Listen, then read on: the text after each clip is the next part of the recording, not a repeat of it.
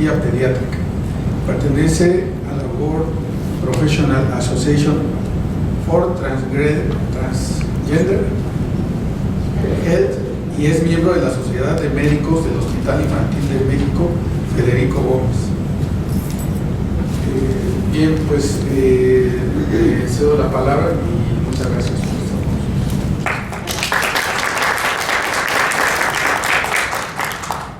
Muchas gracias por la invitación.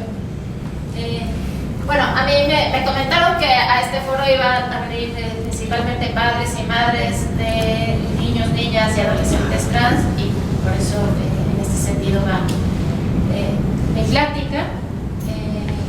Yo soy, como vieron, soy médica, no sé mucho de leyes, sé que esto se trata de derecho a la salud, pero si me preguntan de leyes no les podré informar mucho. Lo que pretendo decirles es cómo está conceptualizado el modelo de atención a la salud de personas transgénero, cómo es el estado del arte del conocimiento sobre el modelo de atención a la salud de personas transgénero que hay en el mundo. Es un modelo que, como todo en toda la vida y todo en medicina, puede cambiar, puede mejorar. Es un modelo que ha surgido a partir de la experiencia que se tiene aquí y en otros centros del mundo que tienen más experiencia, de más tiempo y más experiencia desde el punto de vista de sistemas de salud públicos. Y de esta forma se han hecho recomendaciones para la mejor atención de personas transgénero. Y se siguen haciendo recomendaciones, se sigue obteniendo conocimiento y estas recomendaciones se espera que sigan mejorando cada vez más, sobre todo con la participación y como vayamos teniendo experiencia y comunicación entre profesionales de salud y personas directamente involucradas con personas transgénero o personas transgénero. Entonces, ¿por qué los profesionales de salud que atienden a niños o niñas o adolescentes transgénero deben conocer sobre la condición transgénero? Es una de las preguntas que a veces se hacen los profesionales de salud, ¿no? ¿La condición transgénero es una enfermedad? ¿Por eso deberíamos de conocer acerca de ella? Bueno, lo que les digo a algunos de mis colegas es que, bueno, somos buenos diagnosticando y tratando enfermedades, por eso queremos pensar, ¿verdad? Se supone que de eso nos vanagloriamos, ¿no? Pero pocas veces nos preguntamos qué tan buenos somos diagnosticando salud y manteniéndola, ¿no? Y también es una obligación de todo el personal de salud diagnosticar salud y mantener la salud, ¿no? Entonces, no, en el estado del arte, en el mundo de lo que se conoce, se acepta ampliamente que la incongruencia o discordancia de género o condición transgénero no es una enfermedad, pero sí conlleva mayores riesgos para la salud. Y si hay acciones específicas que el personal de salud debe llevar a cabo para mantener la salud de los niños, las niñas y los adolescentes transgénero. Estamos aprendiendo. En algunos países, en algunos contextos, vamos más abajo y en otros más arriba en la curva de aprendizaje sobre la atención a esta población. Esta es una gráfica de las publicaciones científicas sobre el tema de salud transgénero y en el rojo van los artículos solo sobre población pediátrica. Nada más para demostrar que si en el 2010 había muy poquititas publicaciones, casi ninguno de los libros de medicina incluye el tema. Cada vez se sabe más y continuamos aprendiendo, ¿no? Y esto la intención de mejorar las prácticas. Como todos ustedes saben, en la versión 11 de la Clasificación Internacional de Enfermedades, que si bien todavía no está vigente, es la propuesta y pronto estará vigente oficialmente. Hay varias circunstancias que hacen difícil la implementación inmediata, pero lo bueno es que ya va en buena dirección. Ustedes saben, si cambió el diagnóstico, la condición transgénero se sacó de la categoría de enfermedades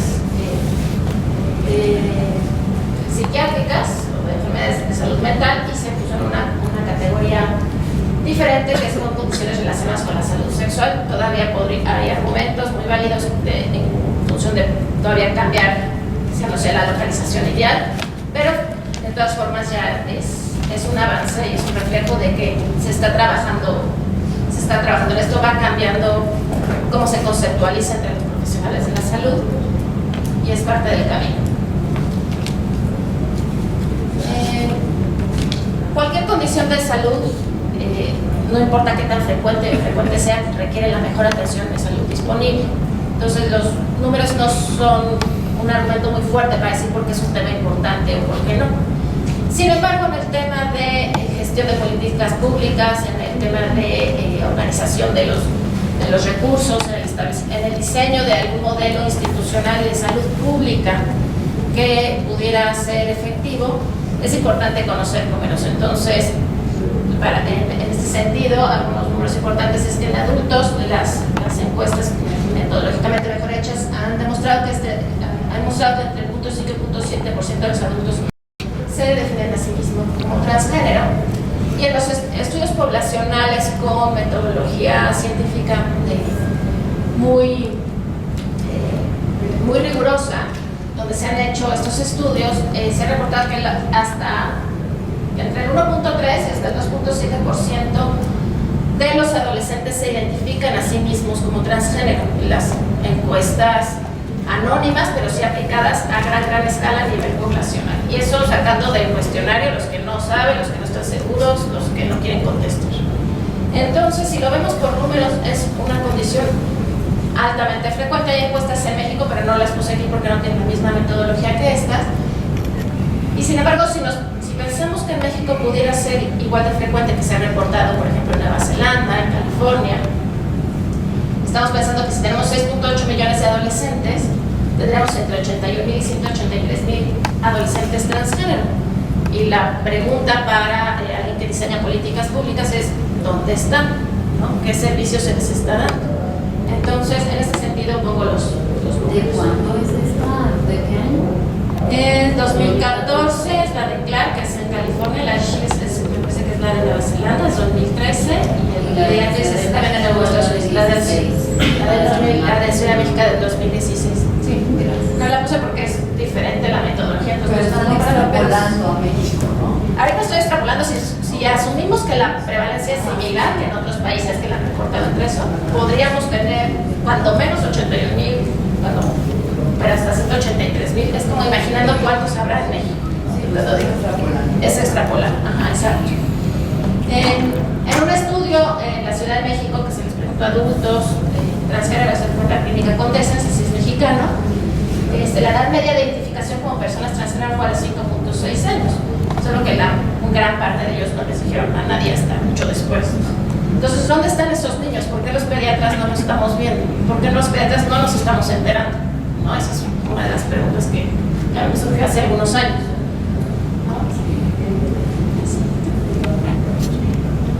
Entonces, hay muchos, a lo largo de la historia ha habido varios modelos de atención, de aproximación en salud a las personas transgénero. Están desde los abordajes que se trataba de eliminar, que se consideraba como una enfermedad y había que revertirla, pero el modelo actualmente más aceptado en el mundo y con mayor evidencia de beneficios es el modelo afirmativo de atención de la salud a personas transgénero, y parte de varias premisas. Las variantes de género no son enfermedades, el género puede ser cambiante y frecuentemente no es binario, y si el niño o la niña o el adolescente tiene problemas de salud mental o de conducta, generalmente tienen su origen en reacciones negativas de la sociedad, es decir, en la transfobia, más que en el niño o la niña. Sí, es cierto que hay condiciones de salud, por ejemplo, de salud mental más prevalentes, más frecuentes en personas transgénero, pero ya se ha visto que esto se asocia directamente al nivel de violencia a las que están expuestos en la familia, en la escuela o en el trabajo. Si se eliminan estos factores, la salud mental es igual de buena o mala que cualquier persona cisgénero, ¿no? Las metas de este modelo es desestigmatizar la variabilidad de género, promover la autoestima y construir espacios más seguros para ellos y ellas. Si ven en las metas principales no están ni siquiera las intervenciones médicas de afirmación de género, específicamente cirugías hormonales, porque esto ya va a depender de cada quien. Hay que partir de esto y ya, digamos que las intervenciones médicas serían como un corolario, como una consecuencia de esto. Entonces, en el tema de salud, en algunos foros que he estado he visto que se aborda de distintas maneras, y entonces es importante recalcar dos puntos. Es importante el acceso a servicios de salud general, y además es importante el acceso a atención especializada para afirmación de género. Pues ustedes saben muy bien que en el proceso de transición de género idealmente tienen que estar involucrados varios participantes, desde salud mental, apoyo de grupo, apoyo legal, escuela, trabajo social, médicos, y todo eso en la de la familia. Pero en cuanto a mirando hacia un posible desarrollo de un esquema de atención de salud pública y teniendo en cuenta que son importantes las dos cosas, como el acceso a la salud general y además el acceso a la salud especializada en intervenciones de afirmación de género, pues ya muchos de ustedes que han transitado por el sistema público saben que el sistema está organizado en atención de primer nivel, de segundo nivel y de tercer nivel, ¿no? Funciona un poco distinto para los sistemas de salud estatales, para los sistemas de salud federales, para el IMSS, para el ISSSTE, para Pemex, para diversos sistemas de salud pública funcionan diferentes, pero casi todos ellos tienen primero, segundo y tercer nivel de atención. Un primer nivel de atención, en general, sus funciones son vigilancia del estado de salud del niño o de la niña, prevención y promoción de la salud y referencia al especialista si lo necesitan. El especialista generalmente se refiere cuando hay alguna enfermedad o cuando requieren que lo vean el especialista, en este caso pediatra. En el segundo nivel de atención, si lo se considera necesario, se manda a un tercer nivel de atención donde hay subespecialistas. En el contexto de la condición transgénero, que se podría hacer en el primer de atención, pues lo que se hace con cualquier otro niño, vigilancia de crecimiento, desarrollo, nutrición, vacunas, etc. Pero todas estas acciones pues tienen que ser en el contexto de un trato digno hacia las personas transgénero. Entonces, eso puede ser simplemente un obstáculo por la situación de violencia en ese espacio. Pudiera un niño o una niña no estar teniendo acceso a una atención de salud básica, que es vigilancia de crecimiento, desarrollo, vacunas, nutrición, prevención y promoción de la salud, aquí incluida la prevención y promoción de cuidado de la salud reproductiva, contracepción, prevención de enfermedades de transmisión sexual. Todo eso se debería hacer en un primer nivel de atención y muchas veces no se hace, ¿no? Y también en primera atención, el médico de primer contacto debe estar al pendiente de la dinámica familiar en la que vive el niño, ¿no? Y tener las antenitas separadas en el caso de las familias que los padres están muy sensibilizados, pues bueno, saber orientar y que expresan su inquietud, pues saber orientarlos. Pero también va a haber muchísimas familias que los padres o madres más bien tratan de ocultarlo, y es responsabilidad del personal de salud identificar también esas situaciones para apoyar al niño y a la familia, ¿no? Entonces, en un mundo ideal así debe ser la atención y que toda la violencia que sabemos que existe en el medio no sea un obstáculo para acceder a todas estas acciones. En un segundo nivel de atención, bueno, si llegan a un segundo nivel de atención, sería como pediatra, un adolescente, y se puede considerar mandar un tercer nivel de atención. Que hay en un tercer nivel de atención hay subespecialistas, por ejemplo, endocrinología pediátrica. Cada vez mis colegas endocrinólogos, sé que hay muchos y en diferentes instituciones públicas que están dispuestos a dar tratamiento de afirmación de género. Algunos saben poquito, pero quieren aprender, algunos saben más o menos, algunos saben más, pero ya no es tan infrecuente que haya falta de disposición. Quizá falta de conocimiento sí, pero están aprendiendo. Sin embargo, todos los que han transitado por cualquier razón, no nada más por la condición transgénero, han requerido de un servicio de tercer nivel, saben que, y han transitado por el sistema público, saben que es un calvario llegar desde el primer nivel hasta el tercer nivel de atención, y es larguísimo, ¿no? Aparte de larguísimo, hay que pasar por 1000 ventanillas y más. Entonces, si para cualquier condición de salud es realmente difícil, es un calvario, pues bueno, hay barreras adicionales para personas con condición transgénero, ¿no? Entonces, idealmente, en un mundo ideal también, debería haber mucha retroalimentación entre el tercer nivel de atención y el primer nivel de atención. Así sucede en varios países. Aquí se supone que existe el sistema de referencia y contrarreferencia, pero realmente sabemos que no funciona. Pero también es otra área de oportunidad de mejorar el sistema de salud, ¿no? Que haya más comunicación entre el tercer nivel y el primer nivel, ¿no? Porque tampoco tendría que ir a sus vacunas al tercer nivel, ¿no? Entonces, Y entonces hay muchas organizaciones internacionales que han desarrollado recomendaciones, algunas de ellas, faltan aquí varias, es la WPATH, la Asociación Internacional de Profesionales por la Salud Transgénero, también la Sociedad de Endocrinología Internacional de Endocrinología ha sacado recomendaciones, la española también, los científicos también. Entonces hay muchos documentos con mucha evidencia científica de cómo está el estado del arte ahorita en salud, sobre cómo debe ser la atención. Esta la puse porque en la página de la WPATH está el manual de normas de atención para salud de personas trans y con variabilidad de género. Esta es la versión 7, es del 2012, pero ya cada vez que se publica una ya casi se está empezando a hacer la siguiente, entonces dentro de poco sale ya la versión 8, ¿no? Como les digo, se van actualizando las versiones conforme se tiene más experiencia, conforme se tiene más conocimiento, todo esto va mejorando. Esto no es una ley, todo este tipo de documentos es como recomendaciones generales a las cuales hay que procurar ajustarse, pero desde luego la aplicación es variable de contexto a contexto y de persona a persona. Y se las pongo porque es gratuita y porque lo tomé como tip de un foro que fui hace poco de Argentina. Un compañero nos estaba comentando que les recomendaba a los usuarios llevar este manual y dárselo a su médico de primer contacto. No sé si funciona igual aquí en México igual, pero dice que en Argentina funcionó para que dijera, bueno, por lo menos lo refiero, ¿no? Así de, bueno, no vaya a ser que sí necesite, si hay algo que hacer y yo no lo estoy haciendo, está bien. Dice que en Argentina les funcionó que sus pacientes llevaran esta cosa así, y impresa de, miren, no lo estoy inventando, o sea, sí, sea recomendaciones. Es como tipo, en Argentina dice que les funciona. Bueno. Y bueno, entonces, a mí me interesa enfatizar esto del acceso a la salud en general, ¿no? Que si un niño tiene apendicitis puede acceder a un hospital de segundo nivel y que la violencia de género no sea un obstáculo para que lo atiendan del dolor abdominal. Ese es un tema. Y el otro tema son las intervenciones médicas directamente relacionadas con la afirmación de género. Y ahí ya entramos en el juego de los endocrinólogos, por ejemplo, ¿no?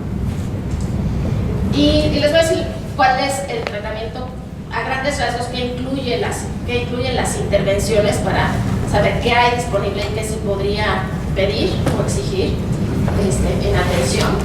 En la etapa prepuberal, antes de que empiece el desarrollo sexual, no se requiere ninguna intervención médica. Por intervención médica me refiero a fármacos o cirugías o algo así, ¿no? Solo es necesaria la vigilancia cercana de los primeros datos de pubertad. Y algo que yo añadiría, bueno, sí lo añadí, es hablar mucho sobre acostumbrar al niño o la niña desde muy chiquito, que esto debe ser con todos, ¿no?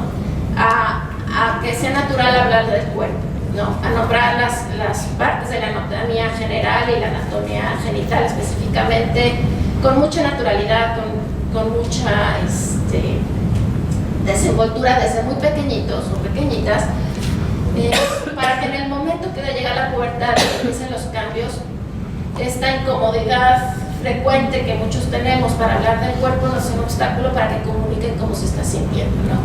En mi experiencia he sentido que esto es algo que sí se puede trabajar desde más pequeños y que facilita para que en el momento de la pubertad la comunicación entre familia, personal de salud y el chico o la chica sea como más fluida y se pueda atender mejor. Entonces yo insistiría mucho en eso.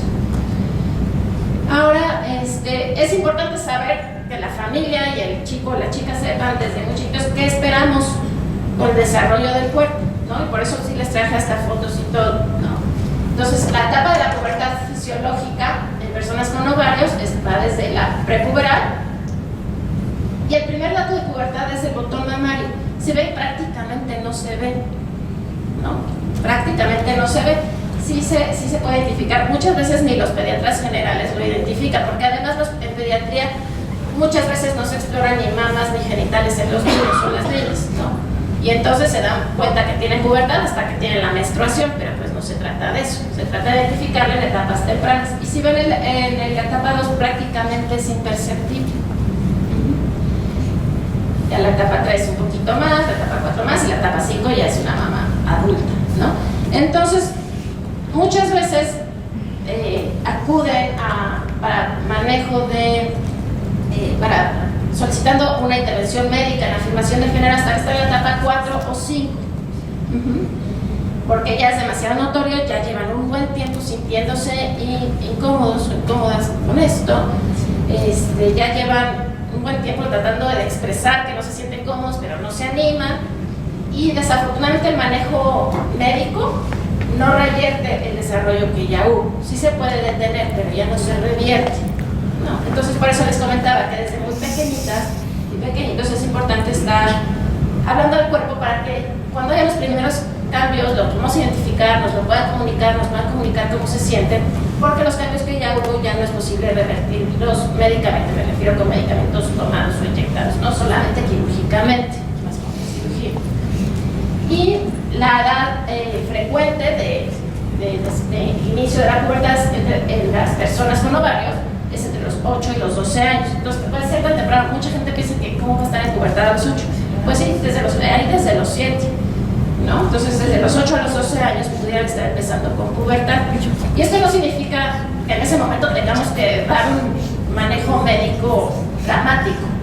Significa que debemos estar pendiente de cómo se está sintiendo desde ese momento. En algunos casos puede ser necesario o recomendable, o puede ser la mejor opción mandar alguna intervención médica, en otros casos a lo mejor no, pero bueno, ya lo identificamos y ya sabemos que está ahí y ya lo estamos por lo menos hablando. ¿Cuánto pasa entre que inicia la pubertad y la primera menstruación? Es muy variable también, pero como 2 años. Pero lo más frecuente es que lleguen hasta que ya están menstruando y ya casi se completó el desarrollo en ese momento. La siguiente. Y en las personas con testículos, está desde la etapa prepuberal. Y el primer dato de pubertad en las personas con testículos es el crecimiento testicular, que quien le anda revisando los testículos a su hijo, a su hijo, pues casi nadie, casi siempre ni el pediatra tampoco, ¿no? Muchas veces, algunos sí, pero a veces no sé, es muy frecuente que luego no les revisen genitales, entonces se debe de revisar, ¿no? Y tampoco es muy visible el 2, que es cuando empieza la pubertad, tampoco es muy evidente. Y como tampoco estamos acostumbrados ya a los 9 años a andarle revisando los testículos a nuestro hijo, pues tampoco igual nosotros nos damos cuenta. Muchas veces ni ellos se dan cuenta, ¿no? Porque tampoco se revisan. Entonces, bueno, lo mismo, están muy acostumbrados a hablar del cuerpo, a explorarse para identificar. Cuando en ese momento tampoco significa que en ese momento se tengan que dar en todos los casos y siempre alguna intervención médica. Pero sí tenemos que estar conscientes de que ya está en ese momento y poder hablar, poder saber cómo se siente, ¿no? La siguiente, generalmente tarda como 3 años en completarse la pubertad en las personas con testículos, pero igual no queremos que nos lleguen hasta que estén en el 4, cuando ya llevan 2 o 3 años de angustia sin poderles decir a nadie, ¿no? Siguiente.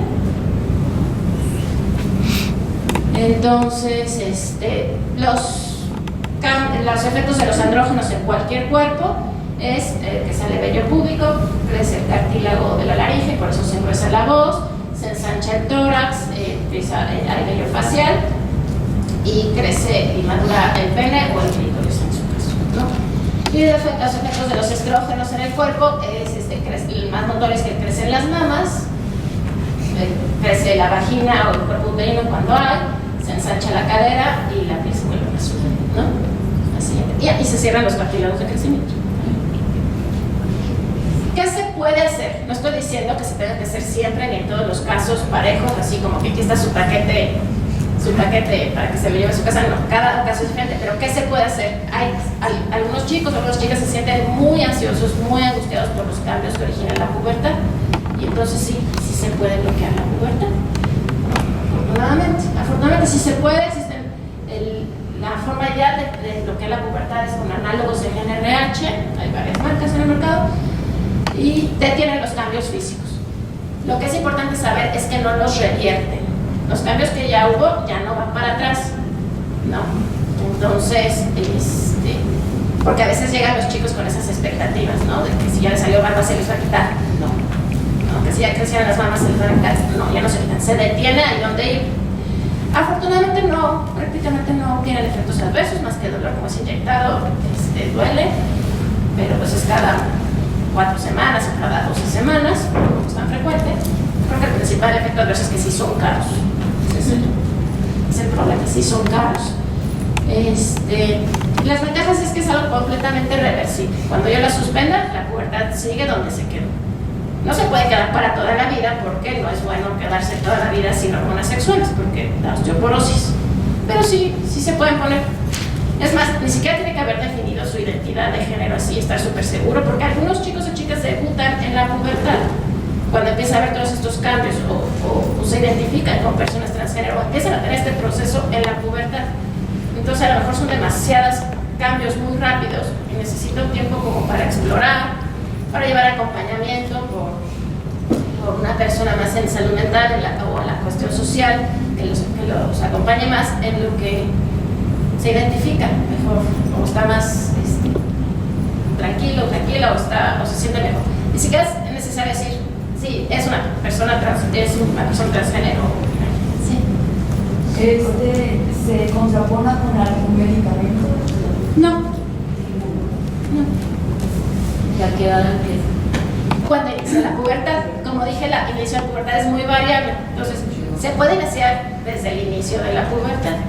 Entonces, lo bueno es que es completamente reversible, no tiene que tener así, decir, es que todavía no sé si soy transgénero o no soy transgénero, todavía no pasa nada, es simplemente, puede ser simplemente para dar tiempo, ¿no? Puede ser simplemente para dar tiempo. Hay personas que dicen, no, tiene que tener un dictamen ahí, no tiene que tener nada. No, puede ser simplemente para tener tiempo. Sí, una persona ya ahorita transgénero, eso ya grande, pero ahorita ya está en su revisión con el endocrinología en la clínica Condesa y ya ahorita después de 1 año y medio de tratamiento ya empezó el diagnóstico con la revisión de problemas cardíacos, lesiones cardíacas. Entonces no sé si esto, es decir, ella siempre fue muy sana, deportista, no como nada, y entonces ahorita pues le dan esto, no sé, y me dijo que le dijeron el endocrinólogo que te dicen Por el análogo de GNRH, es que hay que ver qué intervención, cuál es el contexto, cuál es el caso exactamente, qué alteraciones cardíacas. Ajá. Solo dijo lesión, no más me lo dijo. Sí, No es difícil, esperaba o sea, a ver, en un caso en particular tendremos que verlo con más detalle, pero los análogos de GNRH no llevan ni 2 años. no tienen efectos adversos los análogos, porque probablemente estén recibiendo más hormonas. Tanto inyectar y tomar, no se puede. Sí. Entonces habría que ver muy bien el caso específico de qué es, pero los análogos de GNRH per se, fuera del dolor y así, y del costo, que es un efecto adverso importante, no tiene mayor problema. Y lo bueno es que es totalmente reversible, entonces pueden incluso servir para una fase de exploración, ¿no? Ajá. Entonces permite a la adolescente explorar su identidad de género sin el estrés añadido. De por sí la adolescencia es una etapa estresante, un adolescente transgénero más. Bueno, entonces permite como que frenar un poquito el desarrollo para que no cause tanto estrés. Y riesgos potenciales que se usa durante muchos años, por eso les digo, tampoco se usa para toda la vida como medicamento solo, porque sí impide la mineralización del hueso. 2 o 3 años no pasa nada, pero sí no se puede dejar solito para toda la vida. ¿No? Los efectos de los estrógenos, ya les había comentado, el más notorio es el crecimiento mamario, se ensancha la cadera, disminuye el volumen testicular, la piel se vuelve más suave, y esos son los cambios irreversibles, ¿no? Entonces, igual, si son estrógenos tomados y crece las mamas, tampoco si los deja de tomar, tampoco ya no podrán disminuir un poquito, pero ya no desaparece. Por eso estas sí, ya el inicio de hormonas sexuales, estrógenos o testosterona, si es un paso más, si se indican, ahí sí, hasta que ya tenga mucho más elaborado su proceso de transición, ¿no? Estas intervenciones sí se recomienda dar en un momento en que la salud mental sea la óptima. ¿Esto por qué? Porque no se toman decisiones importantes en la vida, sobre todo decisiones con cambios irreversibles, cuando uno está en un estado de ansiedad muy importante, en un estado de depresión muy importante, y por eso antes de esto sí el médico tratante o el endocrinólogo sí debe estar muy en contacto con la persona que lo está acompañando. Idealmente la mayoría de las guías recomiendan evaluación psiquiátrica, no porque la condición transgénero es una enfermedad, sino porque necesitamos ver que esa decisión de cambios ya irreversibles las esté tomando en un momento óptimo de salud mental, pero en un momento momento de ansiedad extrema, de depresión, de estabilidad. Sí. Esto que dices es bien importante porque en mi caso, y creo que en algunas personas que conozco, realmente no estás en un estado de salud mental ideal. No estás recibiendo lo que necesitas. Entonces a veces eso es difícil, ¿no? Y cuando estás perfectamente sano y feliz, pues no estoy perfectamente sano y feliz porque no tengo los cambios que quiero ver. Sí, es un argumento importante. Ahorita, actualmente la mayoría de las guías de atención de personas asesinas incluye la valoración psiquiátrica por esto, pero sí, desde luego hay mucho debate. Y por lo mismo comento que siguen saliendo nuevas versiones y se van actualizando, y todos estos comentarios son importantes para modificar las recomendaciones, ¿no? Y posiblemente se modifiquen en el futuro. Igual no son las guías de práctica clínica o las recomendaciones o los estándares de atención, igualmente son cosas, son recomendaciones que no son estrictas, no son para todo el mundo, no son una ley. No es que nadie se vaya a la cárcel si no la siga al pie de la letra, no son una receta de cocina, cada caso es individual, y si pudiera haber casos que si se ve que el único factor que realmente está causando el mayor distrés emocional es la anatomía, puede ser una razón para salirse un poco de las recomendaciones. De hecho, las recomendaciones empiezan diciendo, esto no es una receta de cocina, no se pretende que se sigan al pie de la letra, es como guías, ¿no? Entonces, pero sí, muy gracias por el comentario. Siguiente. Bueno, entonces sí, las hormonas, si ven los análogos, realmente no hay muchas condiciones que se tengan que cumplir para iniciarlos. Las hormonas sexuales en general son los más precavidos para iniciarlas porque ya tienen efectos irreversibles, ¿no? Entonces hay que, o parcialmente irreversibles. Actualmente la mayoría de las guías dice que a partir de los 16 años se dan hormonas sexuales. Ese es uno de los puntos que yo estoy segura que va a cambiar en la siguiente versión, o que muy pronto va a cambiar, porque hay muchos argumentos para apoyar que se pudiera iniciar mucho antes, ¿no? ¿Y por qué 16 años? La principal razón, ¿saben cuál es? No es médica. Es porque la clínica que más experiencia en el mundo tiene en la atención de niños y adolescentes está en los Países Bajos y en los... porque ahora está en Los Ángeles. Ahora está en Los Ángeles. Pero bueno, estas recomendaciones se hicieron a partir de la experiencia de la clínica en Holanda, y ahí en Holanda en ese momento a partir de los 16 años los adolescentes pueden tomar decisiones sobre su tratamiento médico sin autorización de los padres. Entonces la principal razón es esa, ni siquiera es ¿no?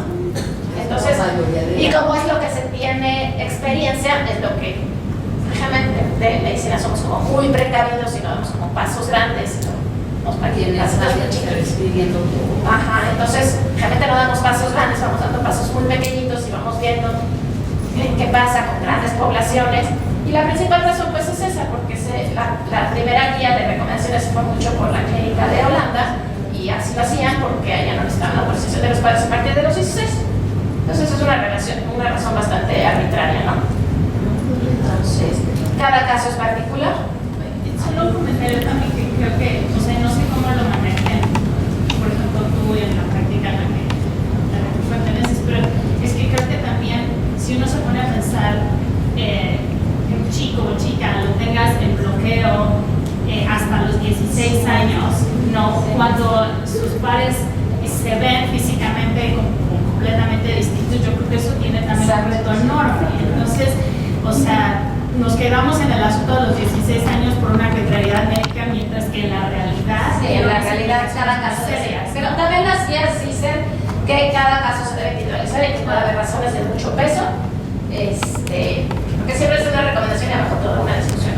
Entonces la discusión, casi nadie le pero siempre hay una discusión abajo, si dice, puede haber razones de mucho peso para iniciarla antes, y si esto de los pares es como lo que más salta a la vista, ¿no? Porque un chico tendría que desarrollarse diferente que sus pares, y eso, insisto, si la secundaria de por sí es difícil, no le agrega dificultad. Entonces, sí, esto seguramente va a cambiar pero yo creo que va a cambiar en las siguientes versiones. De todas formas, ahorita si viene que cada caso es diferente y se puede iniciar antes. Y también es un poco el argumento para el cual tampoco hay muchísima evidencia. de que el chico o la chica tenga el mayor desarrollo neurológico y cognitivo para tomar decisiones importantes. La verdad es que no hay mucha evidencia de si cambia la cosa, ¿no? Y yo también solo lo comentaba porque creo que justo como los médicos que me encantan, ¿no? Que se empiecen a animar a tratar niños trans, pero estén en ese proceso como de aprender con toda razón y se entiende, que sean como más precavidos y que se guíen mucho más como por estas guías que hay. Entonces creo que también como mamás, como familia es importante también tener el argumento de, ok, las guías son las guías y claro, un médico que no tiene mucha experiencia a lo mejor va a ser mucho más precavido, pero sí empujar justo por eso de, pero a ver, aquí la letra chiquita o no, a lo mejor no fue tan chiquita, dice que hay que ver cada caso individual y creo que ahí sí es donde, o sea, es difícil de por sí cuestionar a un médico, ¿no? A lo mejor es una cultura donde uno hace lo que el médico le dice, pero creo que aquí como familia sí de pronto es bueno tener esas herramientas y saber que esta es una guía, pero que realmente incluso en las clínicas como en Los Ángeles donde ven más gente, o sea, 16 años para nada es la práctica, ¿no? Entonces, pues nomás por saber, porque a veces nos topamos con esa cuestión como de, pues es que aquí dice que a los 16 y Claro, por eso insisto, no son recetas de cocina, ¿no? Y tienes razón, los médicos que tienen poca experiencia, finalmente preferimos apegamos a los que otros, a la experiencia que otros ya tienen y finalmente vamos a ser precavidos y no dar pasos grandes. Pero bueno, por eso les pasé ya el documento completo. Muchas gracias. Fernanda, ¿esto es como internacional o cada país tiene su...? No hay guías, no hay un documento mexicano, no hay. Esto es internacional. Sí, estas son las recomendaciones de la Asociación Internacional de Profesionales de los Transgénero, sí, de la WPAD. Entonces sí es internacional. Generalmente, y por eso tiene un asterisco, lo que tiene asterisco es porque son como, bueno, tienen sus niveles, ¿no? Generalmente se recomienda después de que haya hecho un proceso de transición social lo más exitoso, ¿no? Es el mismo argumento. Muchas veces no va a poder haber tenido un proceso de transición social justo hasta que tenga las modificaciones corporales. Entonces, por eso esos dos puntos tienen asterisco. Cada caso es diferente. Y sí, a lo mejor para poder transicionar socialmente necesitan las modificaciones corporales, ¿no? Entonces, cada caso es diferente. Hay que procurar que sea la transición social primero, pero... Yo creo que pues ya es intrafamiliar, pues ya es para nosotros de Sara, para mi familia también de Sara, mis amigos de Sara, el taller de la escuela, que todavía no le permite usar el uniforme y yo les he dicho, para que ella pueda ser normal de niña, pues necesito verlo, o sea, 24 horas y ustedes le están entendiendo eso. Y es muy importante, ¿verdad? Tiene 14 años y en febrero hasta ahorita no ha recibido.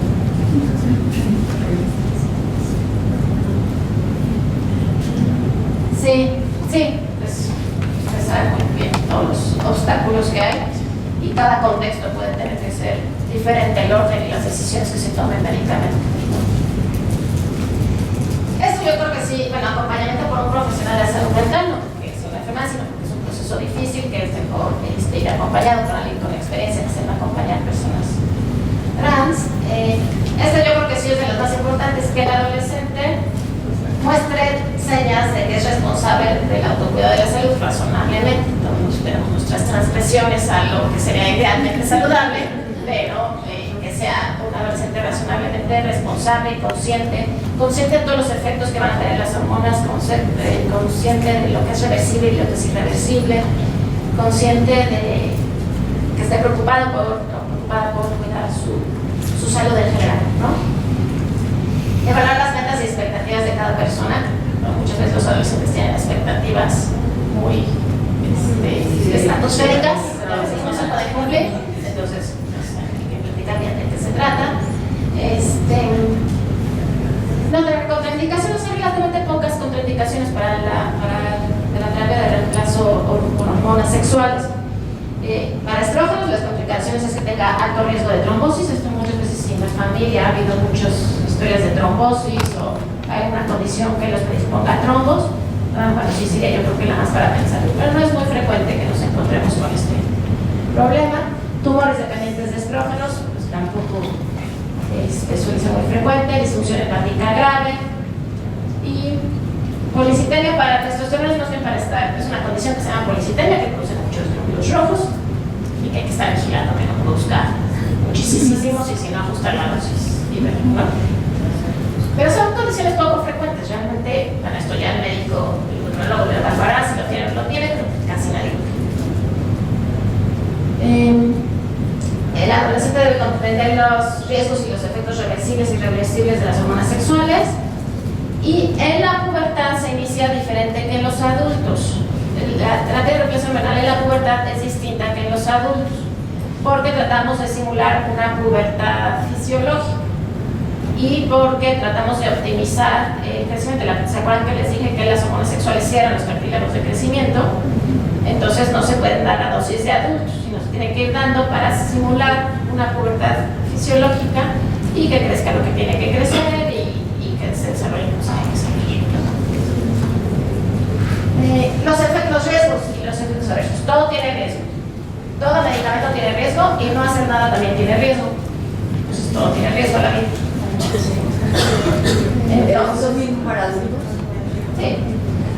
Los estrógenos, está el riesgo de trombosis, aunque sea, y esto sobre todo lo digo para la automedicación y para la selección del compuesto. Se ha visto que las personas que se automedican estrógenos a veces usan formulaciones o dosis más altas o no las ideales, que tienen mucho más riesgo de trombosis que otras, ¿no? Entonces, por ejemplo, los anticonceptivos orales, los estrógenos, aquí los anticonceptivos orales, que podría ser una opción que muchas personas se automediquen con esos, porque son los más conocidos, son las que más riesgo de trombosis tienen, ¿no? Y hay otras formulaciones y otras dosis que tienen menos riesgo de trombosis. Tiene riesgo de daño hepático, pero bueno, se va vigilando. Riesgo de infertilidad y los problemas dependientes de estrógenos, pues, como por ejemplo cáncer de mama, sí puede estar aumentado el riesgo, ¿no? Los riesgos probables, esos son riesgos probables. Con la testosterona, la policitemia, por eso es una de las cosas que vamos vigilando, daño hepático, atrofia y secada de mucosa vaginal, disminución de la libido, infertilidad y calicia, ¿no? Entonces, hay que evaluar los riesgos del uso de hormonas sexuales de cara al riesgo de no hacer nada, que también no hacer nada también es un riesgo, ¿no? Entonces, todo tiene hacer o no hacer, los riesgos tienen riesgo. Hay otras alternativas a los análogos, pero están muy lejos de ser las ideales, pero solo para que sepan que hay otras alternativas. La siguiente.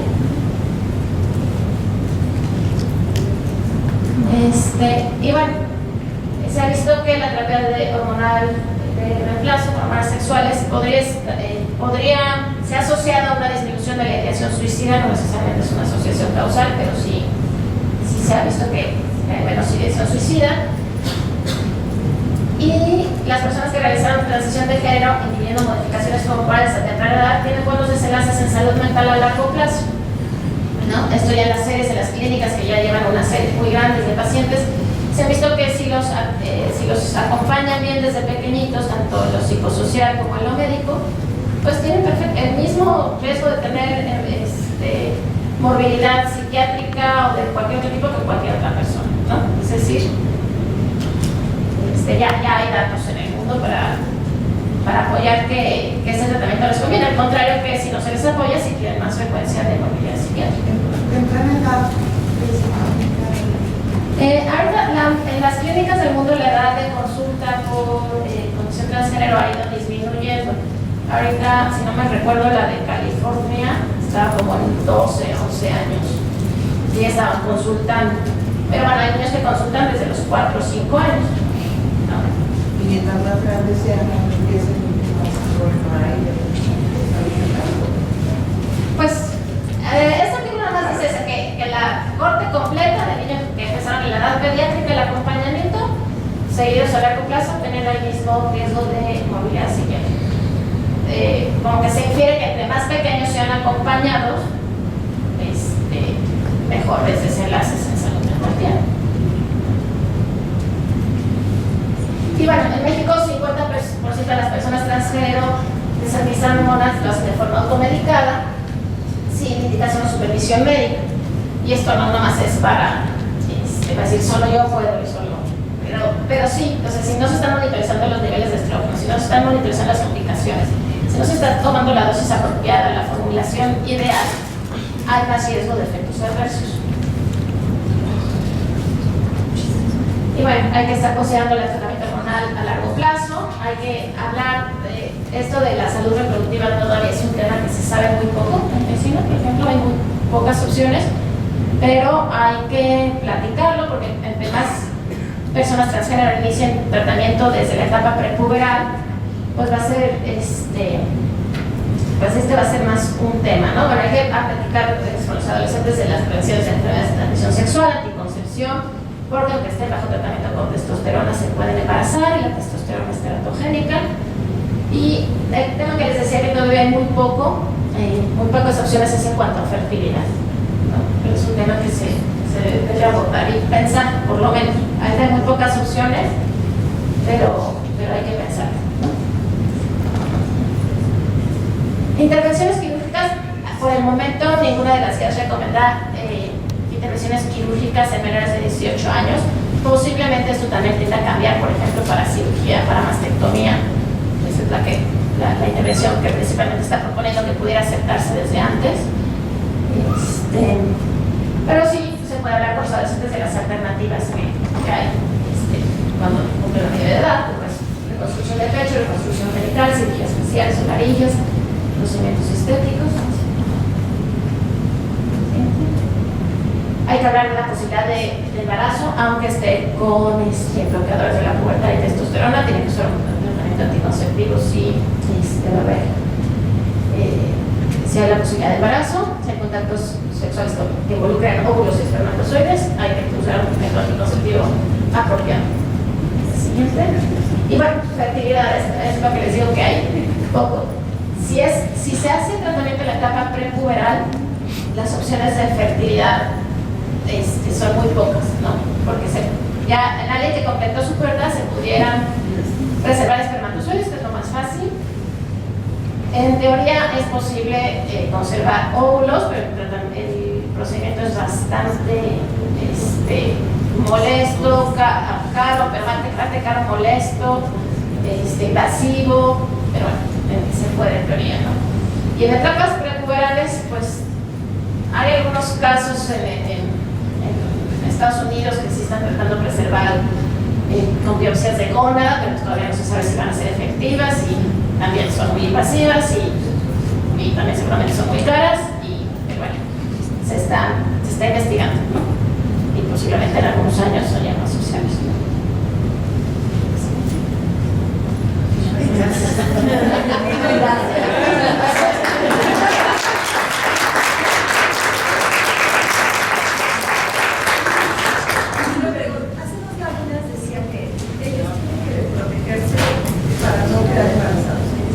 Cualquier persona que tenga útero puede quedar embarazada. Pero si fue ahorita en el siguiente decía que si fue bloqueado el talento en la etapa 2, no maduró sus óvulos, no. Sí, teóricamente No quedaría embarazada. si está el talento, sí, las posibilidades son ínfimas. Si se bloqueó el talento y nunca ha crecido el testículo, o el ovario. Entonces no habría posibilidad, porque por ejemplo ahorita a los 12, 14 dicen, no, jamás yo voy a tener un hijo. Pero si llegan a los 40 y cambia de opinión y dicen, no, pues si nunca han interrumpido el bloqueo hormonal, nunca desde el inicio de la pubertad, pues sí, no sería posible que se embarazara, pero tendría que estar probado que nunca se lo hubieran tenido posibilidad de desarrollarse ningún folículo. En caso de que el día de mañana quisiera embarazarse, podría interrumpir el tratamiento hormonal y hubiera suerte de que quedara por ahí algún óvulo y luego volver a reiniciar. Sí, tendría que reiniciar su pubertad y entonces habría crecimiento mamario. Ya un poco más.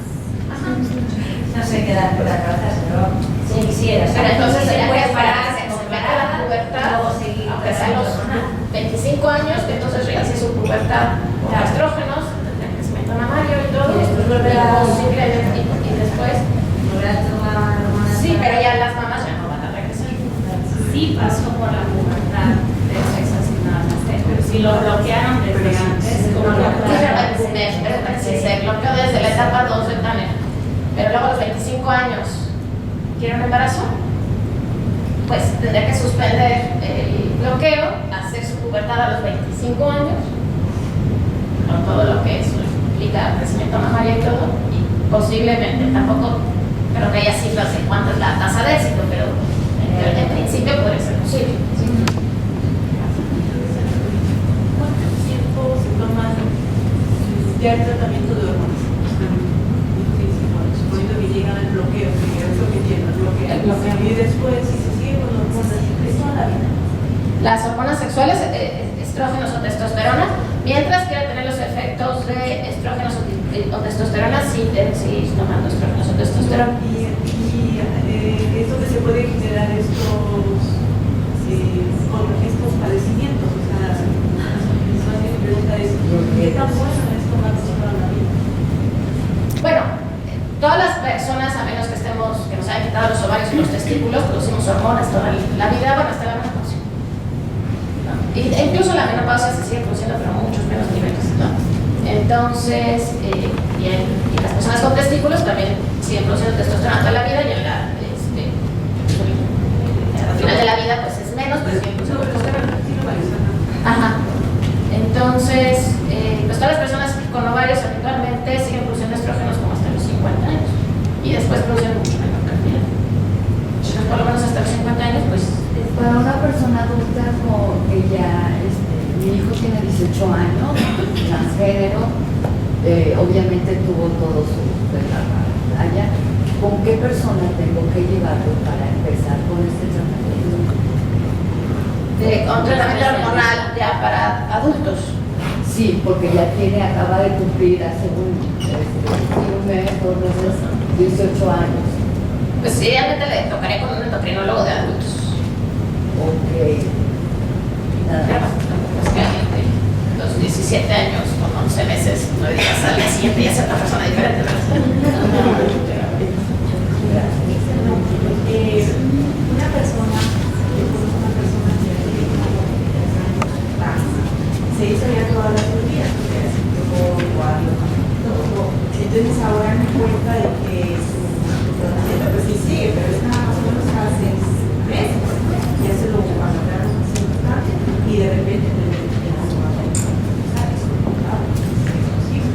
porque ese cambio, ahora mi chico tiene 23 años, ya es pero yo siento que más rápido lo vamos. Pues logramos, pues que en algún momento deje de. Cada caso es individual y habría que ver las circunstancias particulares de cada caso. No podría yo decir qué preparación están tomando, qué formulación, qué dosis, cómo están sus niveles, cómo estuvo su biométrica. O sea, son como muchas cosas que hay que observar como para poder emitir una opinión pues, Pero hay una esperanza. Sí. Entonces habría la posibilidad en el caso de los hombres adultos que están muy tranquilos, muy bien, no quisieron embarazarse, todo muy bien, la posibilidad de quitarse la matriz, eso les ayuda a ella también a parar o sea, si ella tiene, por ejemplo, usa la ginecóloga también. La histerectomía, que sería en este caso, está indicada más si la persona se siente más cómodo sin útero que con útero, pero médicamente como tal tendría mayor repercusión. Una persona que está con testosterona, poco frecuente, pero podría tener manchados menstruales ocasionales, y entonces podría ser una razón por la que prefiriera hacerse histerectomía, pero que está indicada que diga todos los hombres trans tienen que hacerse histerectomía. Pero que sí es una posibilidad. Es una posibilidad. Y que si dejara de tomar la testosterona por cualquier otra situación, a lo mejor es corazón, lo que sea, de todas maneras continuaría. Sí, bueno, algunas histerectomías se puede hacer con ovariectomía o sin ovarectomía. Si los ovarios se quedan en su lugar y deja de tomar testosterona, los ovarios van a empezar a producir estrógenos. Pero también se puede quitar los ovarios. No es recomendable que una persona se quede sin hormonas sexuales. tiene que tener hormonas sexuales o endógenas o exógenas. Porque si no da osteoporosis, es como la menopausia, más o menos. Dice, por ejemplo, con Sara, primero es el glúteo y luego el hombre. Depende de qué estado puberal esté. Ya no necesitamos Depende de qué estado puberal esté, y algunas personas con las hormonas sexuales se suprime su producción endógena de hormonas y en algunas personas no. Muchas mujeres trans no se suprime por completo la producción de testosterona endógena con los puros estrógenos. En ese mismo sentido, por ejemplo, para una chica trans, bueno, entendemos que siempre van a estar con bloqueadores forzosamente toda la vida y después entra el estrógeno y es cuando hacemos, ¿cómo se llama? Esta aplicación cruzada, ¿no? Pero en ese mismo sentido aplicaría también una orquiectomía, ¿no? Exacto. Y eso ya evitaría. ¿Qué significa eso? Que necesitan los testículos, entonces dejan de producir testosterona y ya no tendrías que poner el bloqueador. Sí, hay mujeres trans que con los puros estrógenos disminuyen bastante la producción de testosterona y además toman algunos medicamentos antiandrógenos y con eso más o menos está bien. Muchas siguen produciendo andrógenos, testosterona. Entonces hay dos opciones para suprimir por completo la producción de testosterona. Hay dos opciones: o se siguen con los análogos o se hace orquiectomía, o sea, se quitan los testículos. Son esas dos opciones que suprimir por completo la producción de testosterona. Como Alan no puede tener hijos, no va a tener hijos y tampoco nada. Voy a adoptar un niño va a ser de uno u otro, pero sí de claro. Algunos de aquí pues tenemos hijos muy pequeños. ¿A qué edad debemos acudir a la visita con el endocrinólogo? Hasta que a ojo de buen cubero empecemos a ver así como que Yo digo que una primera revisión es de niña trans, niño trans. Niña. Como a los 9 años. Una primera revisión, para ver que no haya pubertad. Si no hay pubertad, pues ya es que estén más conscientes de cuáles son los primeros datos de pubertad, por eso les puse las fotos. Pero si no, pues como cada 6 meses, 4 o 6 meses, para ver que no empieza a desarrollar testicular. Si realmente porque hay casos que están así segurísimos que no quieren ni el menor efecto de testosterona. O sea, en ese caso hay que estar como muy al pendiente para que no vaya a haber ni el menor efecto de testosterona, ¿no? Podría ser cada 4 meses, a partir de los 9 años, cada 4 meses, o así, para ver. O cada 6. A los 8. Es que las personas con ovarios hacen la pubertad entre los 8 y los 12, y las personas con testículos entre los 9 y los 12. ¿Hay algún estudio que te diga más efectos? Por ejemplo, estaba leyendo en un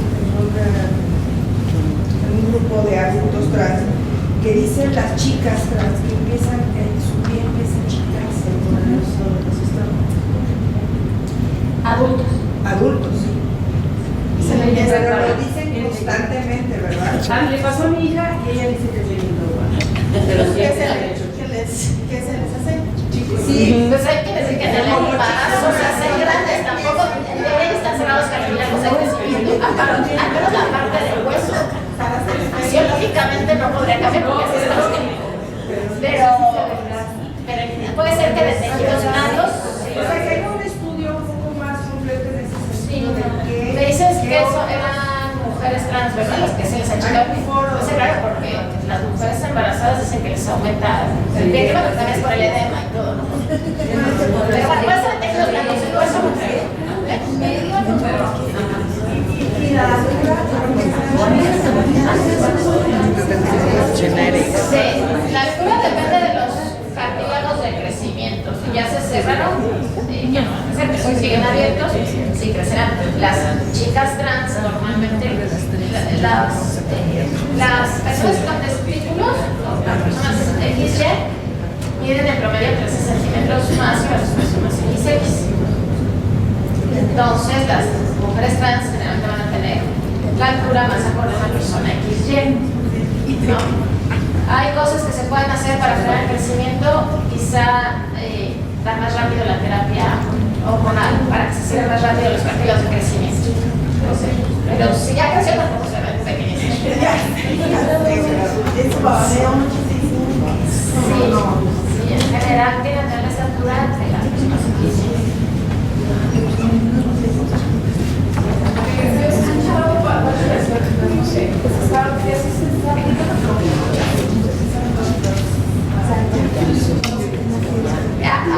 Se aplican bloqueadores se pueden aplicar a partir del primer ciclo de pubertad. Pero sí se están, sí hay médicos que lo están haciendo. Y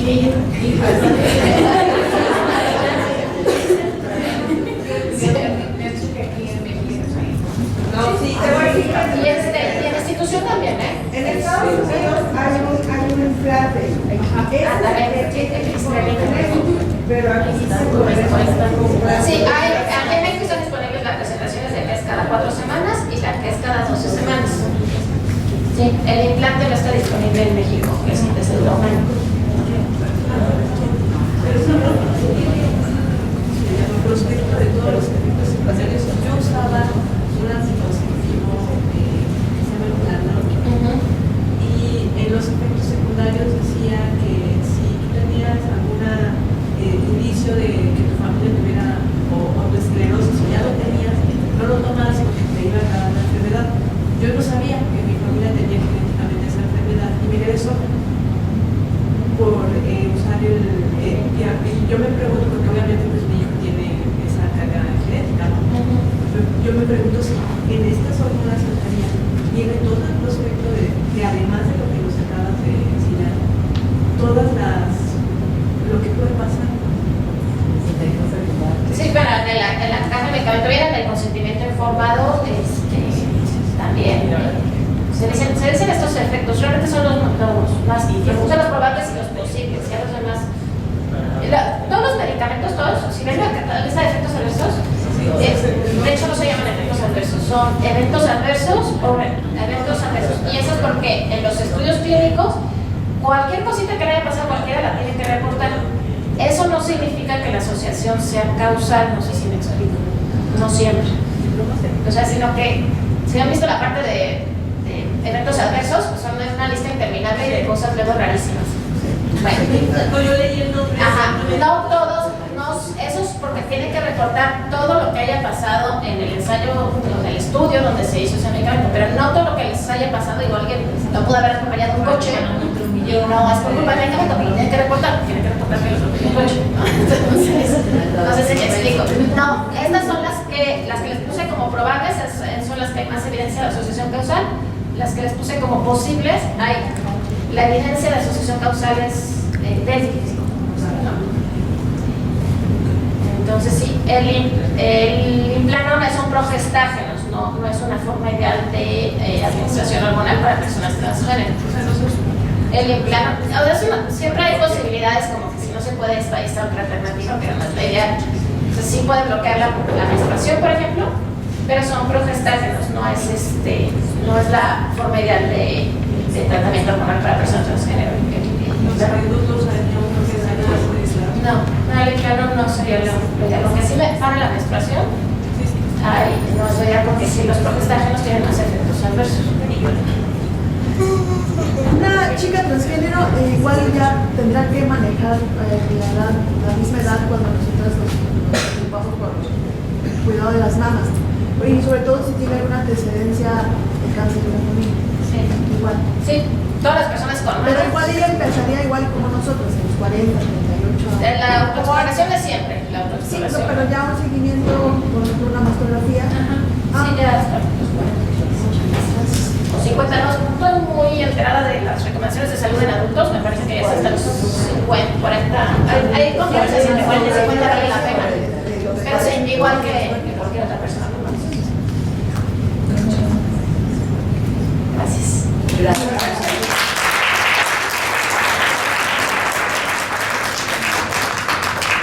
Pues, yo creo que la cantidad de preguntas revela, ¿no?, el interés que despertó su participación. Y bueno, pues sé que quedan muchas todavía por ahí, pero pues vamos. consulta. Sí, por favor. Lo que me voy a decir es que, sí, por ejemplo, yo trabajo en el Instituto, en el Hospital Infantil de México, pero no estoy en la parte clínica, no de pacientes, de investigación. En el Hospital Infantil de México sí hay servicio de endocrinología y sí se da atención. El problema es que justo todo el proceso para llegar con el endocrinólogo es complicado, muy complicado. Pero bueno, entre más se insista y todo, se vayan facilitando los horarios. Yo sí tengo consulta privada. Pues en nombre de la Asociación por las Infancias Transgénero, de su presidenta Tania Morales, me permito entregar este reconocimiento y nuestra gratitud por asistir el día de hoy. Gracias, doctor.